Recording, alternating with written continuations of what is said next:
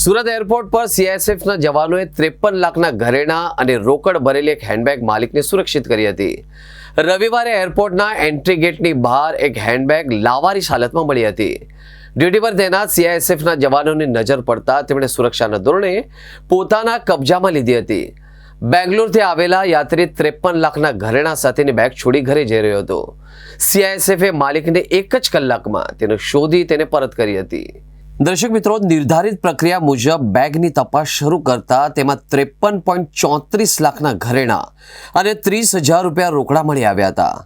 Airport તંત્રએ કહ્યું કે યાત્રીના પરિવારમાં સ્વજનની અંતિમ વિધિ હોવાથી તેઓ ડિસ્ટર્બ હતા. તપાસ દરમિયાન બેગના માલિકની ઓળખ શૈલેષ પ્રેમ પ્રકાશ ગુપ્તા તરીકે થઈ હતી.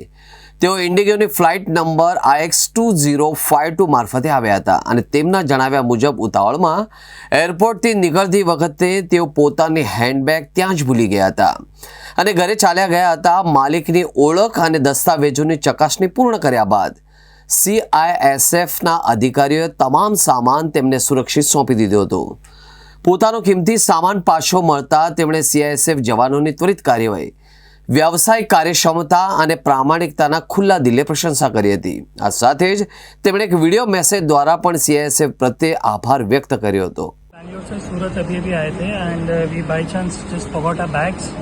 हम लोग बैग हमारा अराइवल पे भूल गए थे, विच CISF ने रिकवर करके हमको सेफली रिटर्न कर दिया विथ ऑल इट्स बिलोंगिंग्स.